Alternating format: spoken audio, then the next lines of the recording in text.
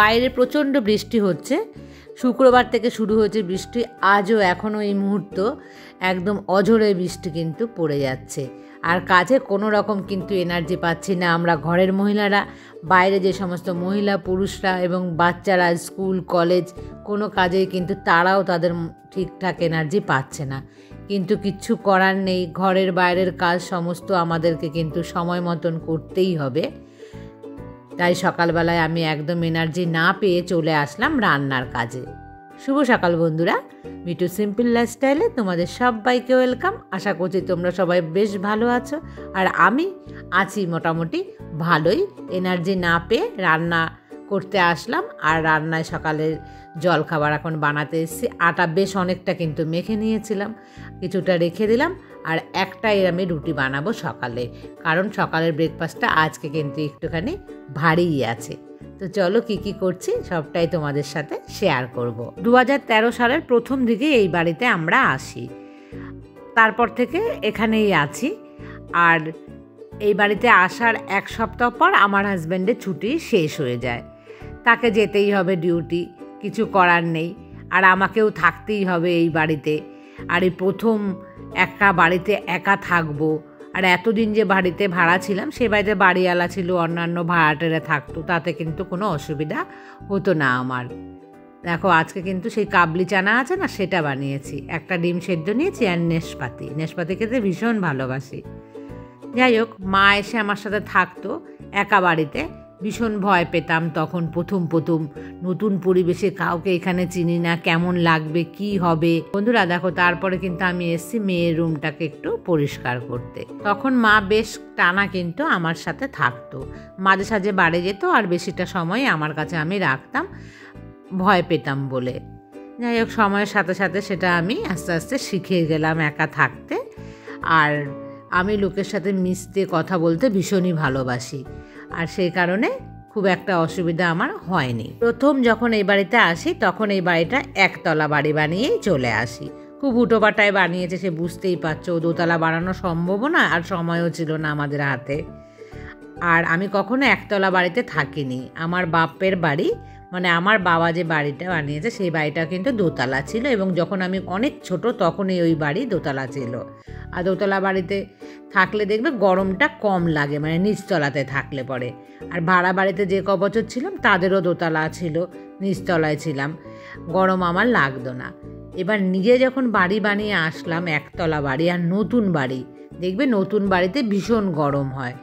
আর আমার যে ঘরগুলোর পেছন দিকে দেখবে একটাও গাছ নেই, বড় গাছ যে একটু ছায়া পড়ে আমার বাড়িতে, বা ছাদের ওপরে ছায়া পড়ে এরকম, তখন একটা কোনো গাছ ছিল না। ভীষণ গরম লাগতো, আমি না এই বাড়িতে থাকতে পারতাম না, সহ্য করতে পারতাম না, এত গরম। আর আমি এত গরম সহ্য করতে না পেরে বারবার স্নান করতাম। আর যে সময় এসছি সেই সময় এখানে প্রচণ্ড গরম, আর ঘরে মনে বিছানাপত্র থেকে চেয়ার টেবিল আগুনের মতন তেতে থাকতো। বিছানায় শরীর লাগালে না ছ্যাঁকা লাগতো একটা গরম। খুব মানে আমি গরমে কষ্ট পাচ্ছি, ছোট্ট বাচ্চা নিয়ে। তখন আমার এসি ছিল না। আমি স্ট্যান্ড ফ্যান একটা বড়, দেখবে আমার নিচতলাতে যে একটা স্ট্যান্ড ফ্যান আমি ইউজ করি, সেই স্ট্যান্ড ফ্যানটা গিয়ে কিনে নিয়ে আসি আমি দোকান থেকে। কিছুতেই কিছু হয় না। টেবিল ফ্যান আছে, সিলিং ফ্যান, ওই স্ট্যান্ড ফ্যান, সমস্ত ফ্যান চালিয়েও না আমার কিছুতেই যেন শরীর মানে অস্বস্তি লাগছে, শান্তি পাচ্ছি না, আর রাতের পর রাত ঘুমোতে পারছি না। মানে প্রথম গরমটা এরকমভাবে আমি এই বাড়িতে কাটালাম। তারপরে আমার হাজব্যান্ডের কাছে আমি কান্নাকাটি শুরু করে দিয়েছি যে রাতের পর রাত আমি ঘুমোতে পারছি না, এই বাড়িতে আমি থাকতে পারছি না, আমি কি করব, তুমি দোতলা বানাও, আর এসিতে আমি শুতে পারবো না। তখন তো এসি কিনিনি, এই কারণে আমার ঠান্ডার ভীষণ ধাজ আছে। ডক্টর আমাকে বলেছে এসি, ঠান্ডা, ফ্রিজের জল, কোল্ড ড্রিঙ্কস, আইসক্রিম আমি সারা জীবনের জন্য এগুলো খেতে পারবো না। আর আমি এখনও কিন্তু বন্ধুরা আইসক্রিম, কোল্ড ড্রিঙ্কস, ফ্রিজের ঠান্ডা জল আজ 12-13 বছর হয়ে গেছে আমি খাই না। খুব গরম লাগলে একটু ফ্রিজের জল হালকাভাবে মিশিয়ে খাই, কিন্তু ঠান্ডা জল আমি ডিরেক্ট কখনোই কিন্তু খাই না। আর কোল্ড ড্রিঙ্কস, আইসক্রিম তো ভুলেই গেছি ওই সমস্ত খাওয়া। গরম হলে খাই, আইসক্রিম গলে গেলে খাই, ঠান্ডা খেলে আমার শরীরের মানে প্রবলেম আছে, সেই জন্য আমি খেতে পারি না। এই গাছগুলোর মধ্যে সেদিন যে মাটি দিয়েছিলাম, আমার হাজব্যান্ড ভিডিও দেখে বলেছে ওর মধ্যে আরও অনেক মাটি লাগবে, তুমি মাটি দাও। তাই আজকে কিন্তু আবার আমি পুনরায় মাটি দিলাম। আমার ঠান্ডা খাওয়া একদমই বারণ আছে শরীরের জন্য, আর অত গরম সহ্য করতে না পেরে আমি এখানে এসে বারবার স্নান করতাম। আর বারবার স্নান করার ফলে কি হয়েছিল জানো, আমার ভীষণ কাশি হয়ে গেল। মানে যে বছর এই বাড়িতে এসেছি, কাশি ছাড়ছে না, ডাক্তার দেখাচ্ছি, সে ওষুধ খাচ্ছি, কিছুতেই কাশি, মানে আমার গলা ব্যথা হয়ে গেছে, একদম বুক ব্যথা হয়ে গেছে। কাশি আসলেই না ভীষণ ভয় পেতাম। 1-1.5 মাস এরকম কাশি চলতে থাকলো। তারপর টেস্ট দিল ডাক্তার আমাকে। টেস্ট করার পর ধরা পড়লো আমার নিউমোনিয়া হয়েছে। মানে এত অতিরিক্ত আমি ঠান্ডা, মানে স্নান করতাম বারবার, আর ও থেকেই আমার ঠান্ডা লেগে গেছিলো। তারপরের বছরই আমার হাজব্যান্ড দোতলার কাজ শুরু করলো। বলল যে না, ঘর বানাতেই হবে উপরে, আর উপরে ঘর বানালে নিচতলাটা বেশ ঠান্ডা হবে। যেহেতু এসিও আমি লাগাতে পারবো না, তারপরে হচ্ছে গরমও সহ্য করতে পারছি না, এই কারণে না হলো বুদ্ধি যে ঘর মানে ওপরতলাটা করে নিই। অ্যাটলিস্ট ওপরতলার পিলার তুলে তারপরে ছাদটা ঢালাই দিয়ে দিই, নিচতলাটা অন্তত ঠান্ডা হবে। কারণ আমার হাজব্যান্ড আর কিন্তু ওরকম টানা ছুটি নিতে পারবে না। নিচতলা বানাতে গিয়ে প্রচুর ছুটি তার নেওয়া হয়ে গেছে, আর অত হুটোপাটা করে এবার আর দোতলাটা আমরা করতে চাইছিলামও না।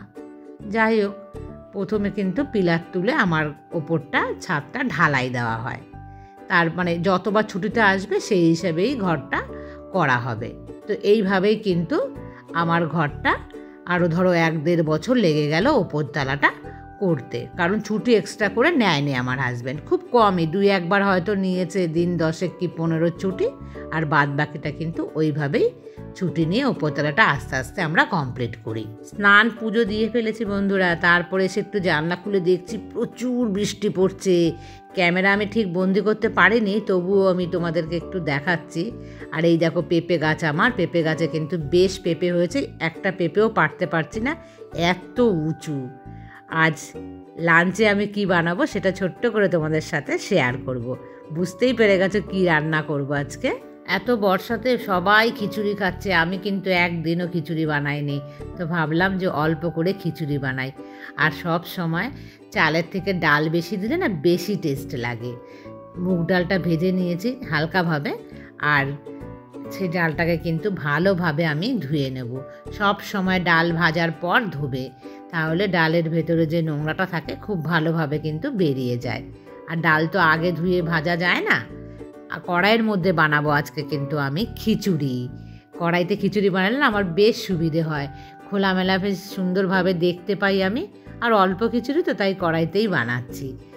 তার মধ্যে দেখো আমি এইভাবে আলুটাকে দিয়ে দিই বয়েল হতে। আমি আলুটাকে আর ভেজে দিই না একার জন্য, কারণ ভাজলে প্রচুর তেল লাগে, আর সবসময় অতিরিক্ত তেল খাওয়াটা শরীরের জন্য ঠিক নয়।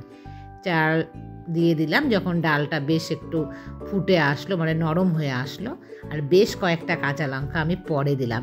সবসময় কিন্তু কাঁচা লঙ্কা তোমরা পরে দেওয়ার চেষ্টা করবে। ডাল চাল যখন সেদ্ধ হয়ে গেল, তখন দেখো হাতার মধ্যে একটু হলুদ নিয়ে গুলিয়ে হালকা জল দিয়ে তারপরে মিশিয়ে দিচ্ছি। এতে দেখবে খুব ভালোভাবে মিশে যায়। আলগাভাবে দিলে না অনেক জায়গায় চাকা চাকা হয়ে থাকে। সর্ষের তেলের মধ্যে তেজপাতা, শুকনো লঙ্কা আর 5 ফোড়ন কিন্তু আমি দিলাম। আর তারপর একটু আদা কুচি দিয়ে দিলাম, মানে একটু করে থেতো করে নিয়েছিলাম আদাটাকে। ওটাকে দেওয়ার পর তারপরে কিন্তু আমি দেখো এই খিচুড়ির মধ্যে মিশিয়ে দিচ্ছি। দারুণ কিন্তু টেস্ট লাগে মুগ ডাল আর তোমার হচ্ছে গোবিন্দভোগ চাল দিয়ে। আর লাস্টে নামানোর আগে আমি একটু দিয়ে দিলাম ঘি। এবার ঘিটা দেওয়ার পর আমি কিন্তু ঢেকে রেখে দিলাম, হয়ে গেল রেডি।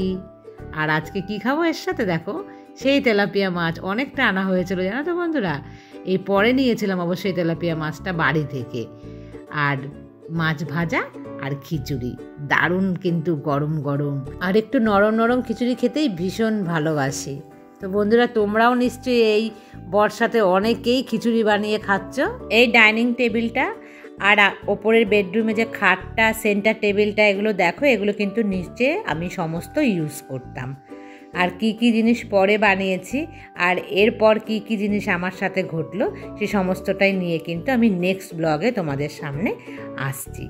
আর ডিনারে আছে রুমালি রুটি, সকালে সেই চানা মশলা আর একটা পান্তুয়া। তো বন্ধুরা আজকের মতন এই পর্যন্তই রাখছি। নেক্সট ব্লগ আসছে, তাতে তোমাদের সাথে আরও অনেক কিছুই আমি শেয়ার করব। আর ততক্ষণ পর্যন্ত তোমরা সবাই ভালো থেকো, সুস্থ থেকো, সাবধানে থেকো। Good night.